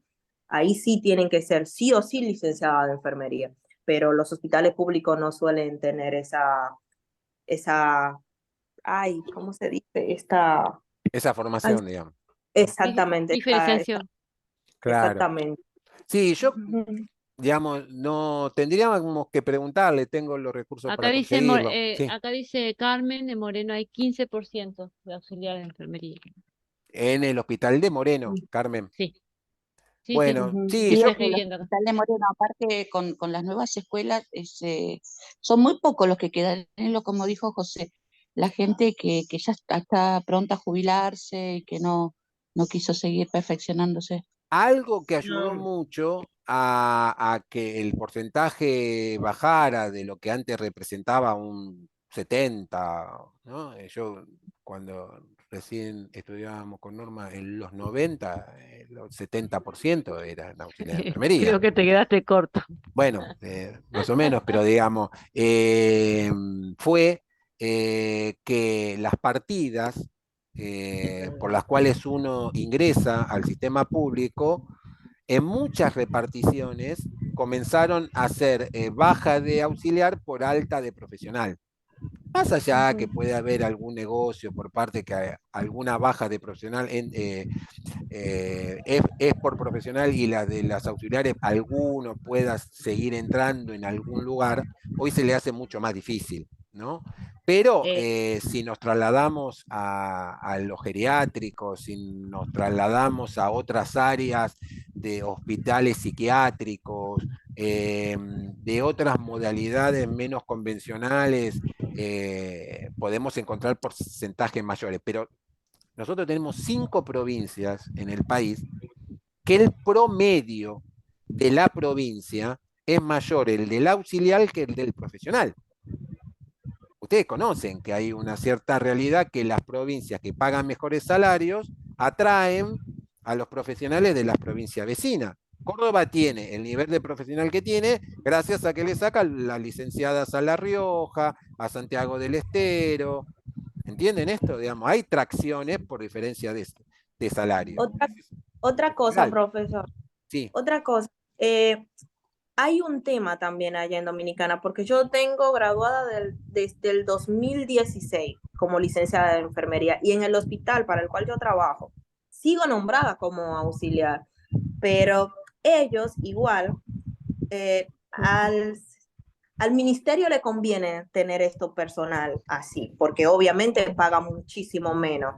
Entonces, a nosotras no igual nos dan funciones como licenciada, nos tienen ahí como auxiliar, pero nos asignan tarea como licenciada. Eso es muy perverso también, es muy perverso el no, Claro, sistema. sí, no el tiene el sistema es así. reconocimiento. Y acá pasó lo mismo. Acá sigue pasando Pasa. exactamente lo que vos decís. Hay muchas personas que entran con el título de enfermero, tiene la categoría de enfermero, por ahí ya se recibió de licenciado, porque los trámites llevan un tiempo y eso impacta en el presupuesto. Y también creo que lo que nosotros tenemos en la realidad nuestra, que lo vamos a tocar más adelante, es la cuestión que muchas veces hay personas que se le paga con un sueldo de auxiliar, pero hacen el trabajo de un profesional. Entonces, eso también genera una mayor plusvalía, ¿no? En parte de un sistema que, bien como vos lo definís, es perverso, no tengo duda de eso. Eh, José, sí, falta sí, 3 minutos para 20:40. está bien, está bien, está bien. Bueno, ¿por qué la puse a esta mujer? Porque María, de alguna manera, viene, porque ella en los años 60 se para junto con un grupo de sus colegas y desde un servicio de un hospital plantea una reforma que después se hace en una reforma sanitaria en todo lo que es el estado de, de Minnesota, que es un estado importante, pero que después es utilizado hacia el resto de los Estados Unidos y es tomado también en muchos otros países anglosajones, porque ella había visto que esta despersonalización que se veía con los otros métodos, en donde la enfermera se ponía de un lugar tan lejos y delegaba en los auxiliares todo lo que era de su propia tarea, le hacía hacer muchos trabajos que tenían que ver con cuestiones indirectas y no tenían la posibilidad de poder estar con la persona, que es lo que realmente la enfermera quiere, conocerla, saber hablar, poder indagar más sobre lo que le pasa. Y hay una frase muy linda de ella que un poco lo sintetiza todo, que dice, atendiendo a la filosofía de que los pacientes y no las tareas debían ser el centro del trabajo de las enfermeras profesionales. Porque el que vos puedas tener tiempo para dialogar con esa persona, para conocerla, para trabajar con la familia, para poder ocuparte de un montón de cuestiones, hace que no te tengas que estar ocupando de otras cuestiones que tranquilamente lo puede hacer un administrativo o un auxiliar de servicio o otro tipo de personas. Entonces, ella lo que implementó era algo que dice, no, las enfermeras se van a hacer cargo de, no sé, 2 pacientes, 3 pacientes, 4 pacientes, pero yo asumo la responsabilidad. Y a mí es a donde se van a referir y yo soy la que de alguna manera va a dar respuesta de todo lo que se hace y eso generó un empoderamiento por parte de sus colegas que de alguna manera fue revirtiendo el cambio de otros métodos que tenían por ahí más ligado a la enfermería funcional, ¿sí? Lo fueron transformando hacia una enfermería basada que se lo conocía como enfermería primaria, pero tiene otras denominaciones que es en la traducción es básicamente volver al origen, ¿sí? Y yo creo que esto, el que vos, por eso digo, ella es un líder, porque ella imaginó un cambio en donde donde cambia desde una manera de pensar, desde una teorización, cambia un modelo de gestión, convence a un grupo de sus propias colegas de que este es el camino y a partir de ahí genera un cambio en toda la estructura. Eso es un gran desafío, ¿no? Si muchas veces, a veces, por cambiar de un lugar a otro una carpeta nos hacen tremendo problema, imaginen lo que es recambiar la cultura de trabajo de toda una organización que después fue copiada como modelo hacia otros lugares. Así, ahí yo le puse en el PDF más sobre la vida. Es una mujer que hoy tiene como 90 años, está dentro de las personas que siempre se reconoce y ha escrito más de 25 libros en relación a lo que es la gestión y todas las cosas que no solo pasan por los números, sino pasan por la calidad humana. Gestión de caso. El típico, esto es lo típico que hace una ESI. La ESI, yo no sé si en cada uno de sus hospitales hay una enfermera en control de infección, ella va particularizando casos. También puede ser la enfermera que hace las visitas, digamos, domicilio. Hay muchos ejemplos, porque parte de una unidad que es un sujeto de atención con una complejidad a la cual se le va a ir dando un seguimiento. Cuando se habla de una gestión de caso, como pasa con las investigaciones de caso, por ejemplo, ¿no? Uno entiende que el universo es ese caso. ¿Sí? No hay muestra. ¿Sí? Entonces, todo el seguimiento que hace, todas las relaciones que hace, permite hacer un acompañamiento que lógicamente facilita y colabora con otros, ¿sí? Con otras disciplinas, ¿no? Y genera un enfoque más multidisciplinario a la hora de poder ir avanzando. Por eso que me parece que resaltar el trabajo de nuestras colegas que se lo han ganado, porque las tesis no existieron siempre, es un trabajo de unos 30 años, viene más que nada acompañado de la pandemia de VIH, digamos, surge promediando los fines de los 80, principios de los 90, más fuertemente se va consolidando en los primeros décadas de este siglo, pero se han ganado un lugar de prestigio justamente por el compromiso y cómo fueron acumulando conocimiento con evidencia que permitió que muchas de las cuestiones de la pandemia, por ejemplo, muchas ESIs hayan tenido un papel destacado no solo en nuestro país, sino en gran parte del mundo, en donde estaban puteándose con los infectólogos médicos, en donde había cuestiones que realmente salvaron tanto vida de personas como de compañeros nuestros.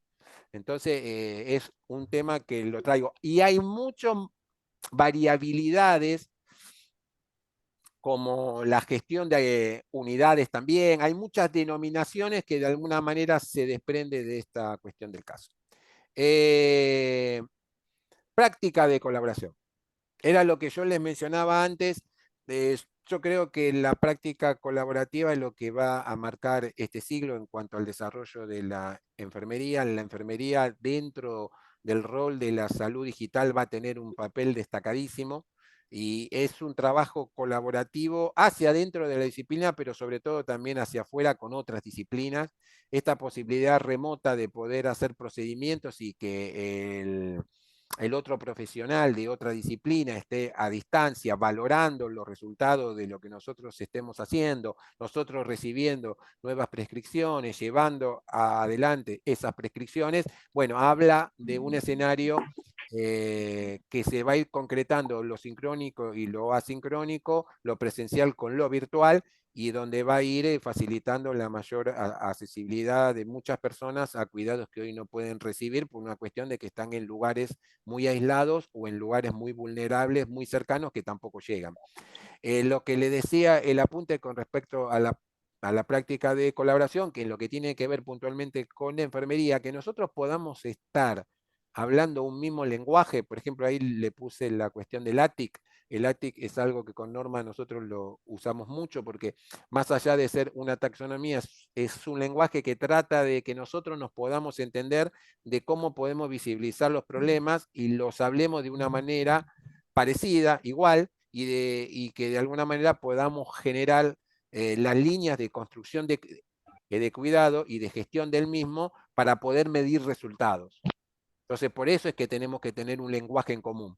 Si a las cosas las llamamos de maneras diferentes, después es muy difícil poder comparar si esos resultados está hablando de la misma unidad de análisis o tiene que ver con otra cosa porque cada uno le llama como quiere. Entonces, esta cuestión de poder manejar una misma plataforma, manejar un mismo lenguaje, interpretar un mismo método, eso habla de una colaboración. Yo creo que la enfermería está creciendo en ese espíritu de colaboración. Ojalá que en este siglo tengamos muchos más resultados que lo que tuvimos en el siglo anterior. Entonces, hasta acá ya termina. Y nos queda prácticas diferenciadas. Gran tema, gran.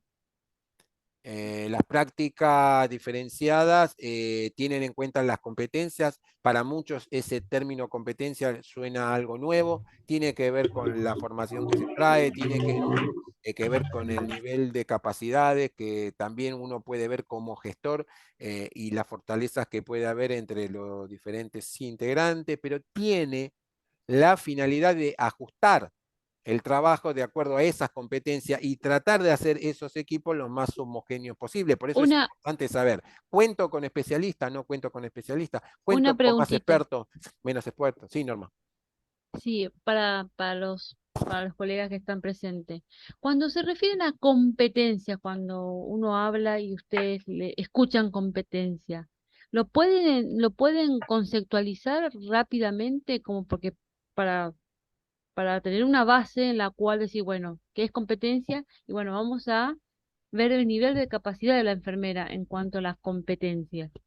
¿Lo escucharon, lo saben, lo identifican?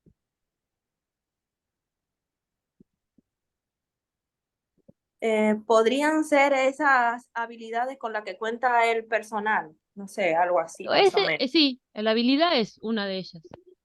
¿Qué más debería saber? O sea, El la resto. habilidad y el conocimiento con el que cuenta también. También. ¿Qué más? Lo que puede realizar según su nivel de formación. Sí, Claro. pero bueno, para hacerla corta y para no hacerlo muy extenso, bueno, las competencias. Competencia es aquella persona que puede o tiene la capacidad de no realizar en base a sus saberes, a tener actitudes y habilidades para poder ejercer, ¿no? Lo que está haciendo, ¿no? Es una cuestión tridimensional y más también. No solo tener la capacidad, como decía, del saber, la actitud y la habilidad, sino que también saber y poder aplicarla, poder hacerlo, ¿sí? Llevarlo a la práctica. A eso, a eso está referencia con la competencia, ¿no? Y uno cuando evalúa el personal ve cuál tiene esa habilidad, ¿no? Para poder hacerla, cuál es el que tiene actitud, ¿no? Y es tridimensional en realidad. Entonces, en esa cuestión los marcamos y lo vamos, ¿no? Eh, eh, estratificando y poner el nivel de capacidad de cada personal que yo tengo, ¿sí?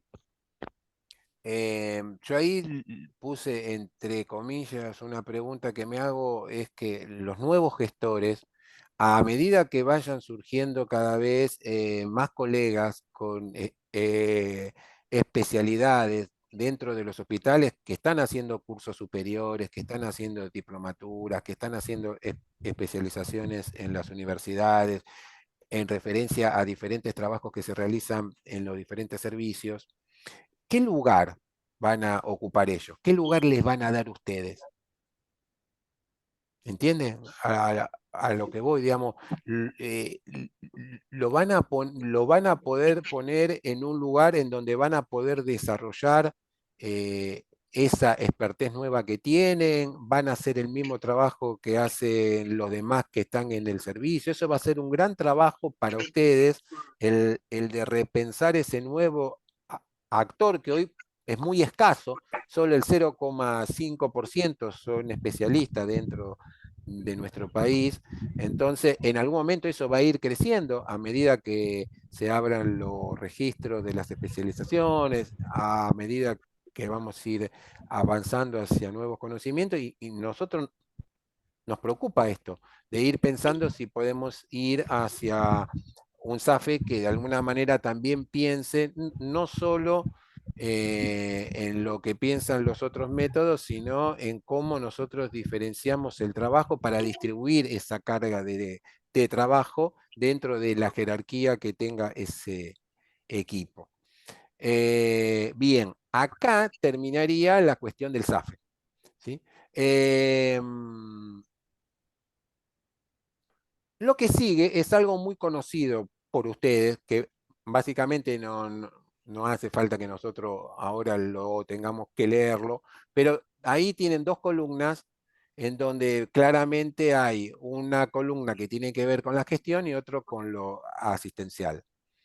Cada uno de ustedes dentro de las áreas que trabajan pueden contar con una estructura más ampliada o más acotada, porque tiene que ver con la cantidad de prestaciones o la cantidad de especialidades que tenga o de jerarquía que tenga la institución en cuanto a su organización, ¿sí? En cuanto a su grado de complejidad. Entonces, ¿qué es lo que hace cada uno de ellos? Ahora yo quiero ir a mostrarles un poquito que después ustedes me van a decir si quieren que se lo suba como material de, digamos, apoyo. Vieron que nosotros tenemos una ley nacional. Las leyes provinciales son muy parecidas a la ley nacional, hay algunas mínimas diferencias, pero el artículo 3 es el artículo que dice, es de competencia específica y te explica qué es lo que hace específicamente cada uno de ellos y habla de dos niveles nada más. ¿Sí? Entonces, esto es algo que ustedes lo tienen que tener siempre como su manual, porque cuando un juez los convoque, hace referencia siempre a esta ley. ¿Qué es lo que están haciendo en su servicio las personas que ustedes tienen en base a la capacitación que tienen? Ojo, ¿sí? De acá es de donde se va a ir agarrando en cuanto a esta situación en particular. Y miren cómo una de las primeras cosas que nosotros vemos y recordamos de este famoso artículo 3, que en algún momento ojalá se va a ir ampliando, brindar cuidados a las personas con problemas de salud de mayor complejidad, asignando el personal a su cargo, acciones de enfermería de acuerdo a la situación de las personas y al nivel de preparación y experiencia del personal. Es el número 2.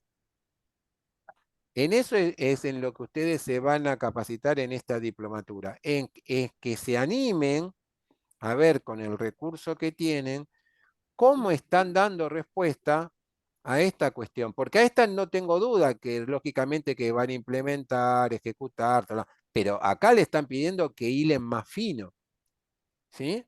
Y es un poco lo que tiene que ver con lo último que charlamos recién de esa práctica diferenciada, porque dice, a cargo de acciones de acuerdo a la situación de las personas, al nivel de preparación y experiencia del personal. Esto se escribió hace más de 30 años, cosa que todavía no lo hemos hecho, ¿no? En su justa medida. Y miren algo que yo siempre se lo recalco a todos. El 4, no sé si lo pueden leer bien. Administrar servicio de enfermería y la prescripción de la atención. Yo me pregunto, ¿quién tiene que prescribir dentro del servicio? ¿Quiénes prescriben dentro del servicio? Según ustedes. La atención ¿Quiénes Prescripción. ¿Quién prescriben? prescribe? ¿Quién prescribe lo que tiene que ver con nuestro trabajo? Con nuestro trabajo, no la prescripción del médico. La que tiene que ver con nuestro trabajo. ¿Quién puede prescribirla?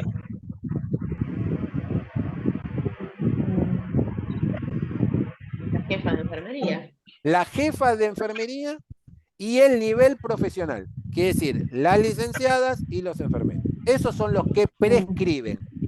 Cuando ustedes tengan algún inconveniente con algún auxiliar, vos le tenés que decir, vos no prescribís. El que prescribe es el que tiene el nivel jerárquico, ¿sí? El que es de nivel profesional. Y miren Y, esto, y si tuviéramos ahí el especialista, bueno, bueno, por eso digo que en la ley no está contemplado, pero en pero algún bueno. futuro cambio. ¿Hay algún ruido de algún micrófono? Fíjense, por favor, a ver si pueden cerrarlos. Ven acá, esto es todo lo que nosotros podemos hacer, digamos, las licenciadas y las enfermeras en su trabajo asistencial, ¿sí? Todo esto es lo que puede hacer. ¿Ve? Esta es la gran cuestión, que siempre la gran pregunta de legales, que siempre respondemos con norma. Es cierto, dice, realizar punciones venosas periféricas. No nos pusieron que podíamos punzar arterias. ¿Sí? Ahora, el que puede colocar la sonda, el que puede José, colocar las vías, el que puede José, colocar José, algunos drenajes, es ¿cuál el... ley es José? ¿eh? ¿Cuál ley es? ¿Qué número de ley es? La 24.004, la reglamentación del año 93. Ahora, miren acá la que dice, competencias del nivel auxiliar de enfermería. Acá está claro qué es lo que puede hacer el auxiliar. Y ven que no habla de la punción ni de la colocación de nada. ¿Está claro? ¿Sí? Solo curaciones simples en lo más que tiene como grado de complejidad. Y control de signo de cuando, bueno, el enema también es algo un poco más complejo. Y solamente habla de la eliminación en aplicar acciones, que son los medios físicos y demás. Nada más. Entonces, cuando ustedes tengan algún percance por alguna mala praxis que realice algún auxiliar de enfermería en el servicio que ustedes gestionan, el que va a responder con su título son ustedes. Eso es lo que le va a decir el juez, como le viene diciendo a muchos colegas. Entonces, ¿por qué es importante que ustedes gestionen siempre teniendo en cuenta el marco legal? Entonces, si el turno noche está en un 80% de auxiliares y vos tenés que fundamentarle a quien corresponda de que necesitas un profesional, es porque te lo está pidiendo la ley del ejercicio. ¿Entienden esto? Porque la distribución del recurso humano y del talento durante las 24 horas no es pareja. Entonces, lo importante de asegurar la simetría en cuanto a la distribución es responsabilidad de ustedes. Porque ustedes son los responsables directos. Si no hay un responsable del nivel profesional. ¿Entienden esto? ¿O tienen alguna duda? No, sí, es verdad. Bien, Sí, se entiende, sí. vamos a ver qué dice, rapidito, rapidito, en 2 minutos termino, quédense tranquilos, no lo detengo más. Igual este material se lo voy a poner, pero como algo complementario para que lo tengan nada más, porque sé que lo tienen. Pero, digamos, estas normas que son de hace muy poquito, ¿sí? Miren lo que habla sobre el papel que ustedes tienen que de alguna manera garantizar, ¿no? Estos son de alguna manera los estándares que sus servicios tienen que dar, ¿sí? O asegurar para un correcto funcionamiento, ¿no? Pero me voy a detener específicamente en lo que tiene que ver con la gestión.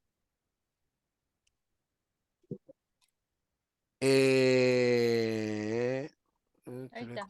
Mecanismo, acá está, gestión de la calidad. Acá, ahí quería llegar.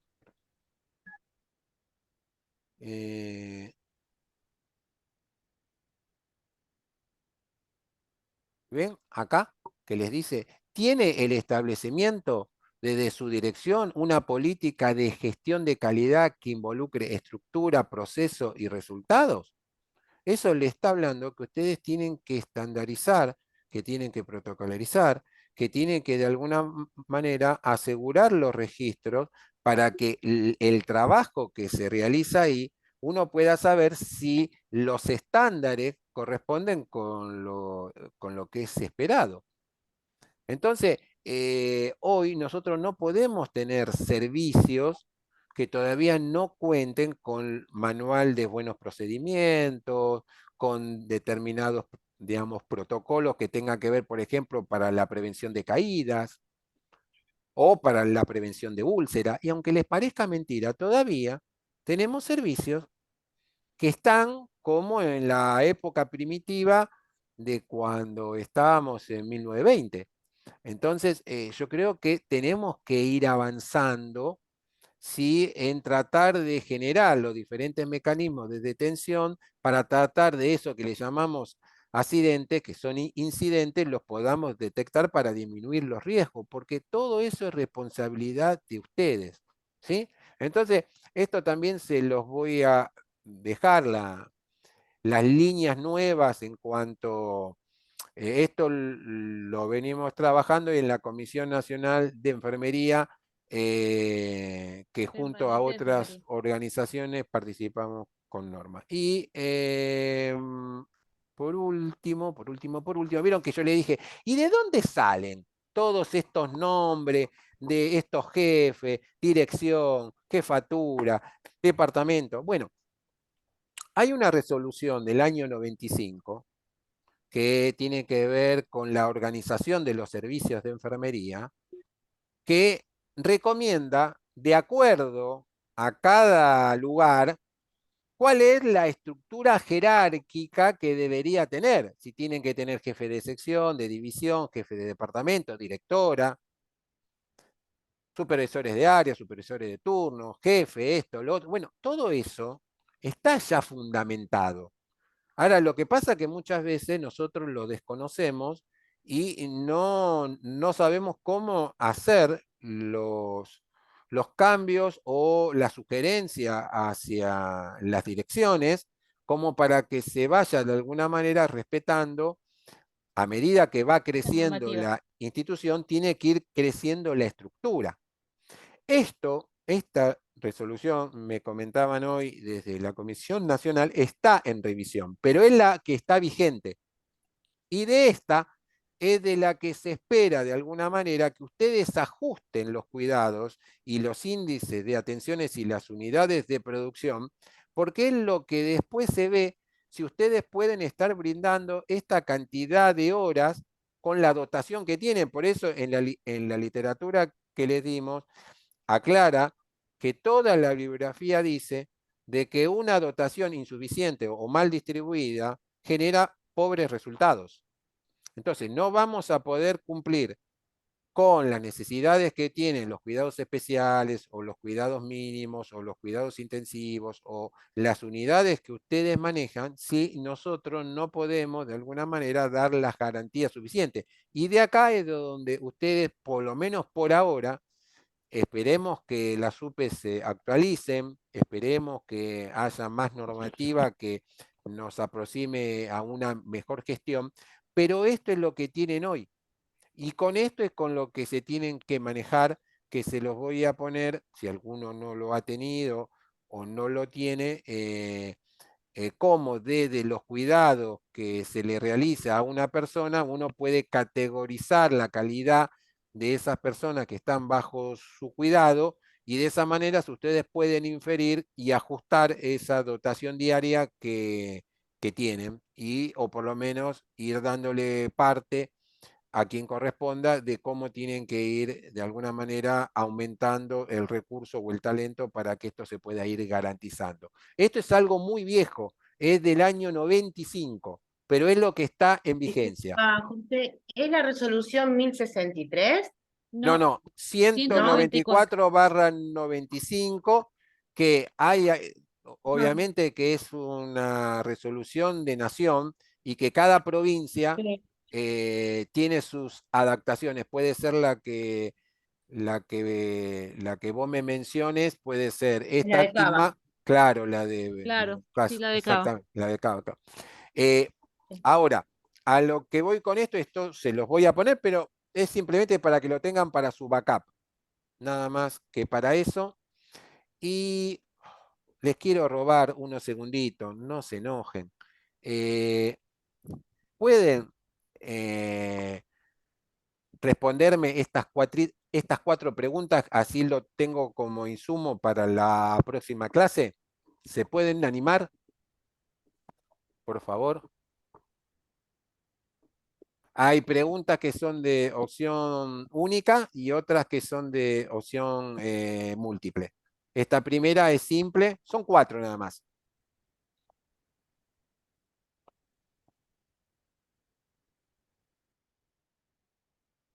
Están todos callados.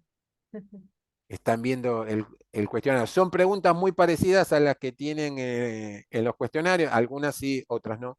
La ¿Los primera completamos dice, ahora? sí, por Sí, sí, favor, sí. Carmen, dale, es lo último y no te molesto más y cerramos con esto. Y cerramos con esto.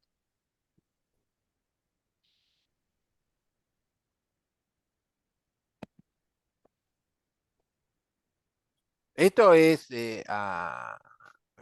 son cuestiones propias de, digamos, ustedes, no, eh, acá no hay un valor positivo o negativo, cada uno es. La primera pregunta, ¿usted cómo se percibe en su comportamiento como responsable de un servicio? Y te da cuatro categorías. La segunda dice, ¿cuál de las siguientes, de los sistemas, ustedes lo pueden ver más reflejado dentro de su entorno de trabajo? ¿Quién es su superior inmediato en la organización donde ustedes trabajan? Y por último, en el grupo de trabajo en el que ustedes están, bueno, ¿quiénes lo conforman? No en cantidad, sino en cuanto a la diversidad, básicamente. Ya han respondido cuatro, nos falta un poquito más. Y bueno, para los que ingresaron más tarde, lo que comentábamos al principio era esta cuestión de que no dejen pasar mucho tiempo para hacer las evaluaciones de cada semana, traten de hacer una lectura, pueden hacer el cuestionario más de una vez, se le puede dar más tiempo, no hay ningún problema. Si tienen alguna duda con respecto a algún contenido, me mandan un correo, no hay ningún problema. Eh, y siempre vean que la clase de hoy, que queda grabada, se la voy a subir mañana. Para algunos, creo que hoy estuvieron ausentes una persona nada más. Pero igual, si después no se acuerdan dentro de un tiempo y quieren volver, la van a poder tener a su disposición. Ya faltan poquitos, faltan poquitos, porque somos 12, Norma y yo, quedan 10. Ya estamos. 10 completaron todos, ¿no es cierto? Sí, sí, Sí. completaron todos, porque somos 13. ¿Hay alguien que todavía no puso enviar? ¿Pusieron todo ya? ¿Sí? Sí. Bueno, perfecto. Sí. Cerramos. Muy bien. Ahí tenemos los resultados. Bueno, ganó que la mayoría se ve como líder. Picó en punta enfermería de equipo como uno de los métodos de SAFE más usado. Muchos tienen a un jefe médico como eso también hay un grado de mayor complejidad cuando es otra disciplina, ¿no? En el inmediato. Y bueno, y hay un porcentaje interesante de nivel profesional, ¿no? Ustedes trabajan en entornos en donde hay un gran componente de profesionales, así que bien. Bueno, no sé si quieren algo para reflexionar, para decir, qué les pareció, si tenemos 2 minutitos, lo que quieran.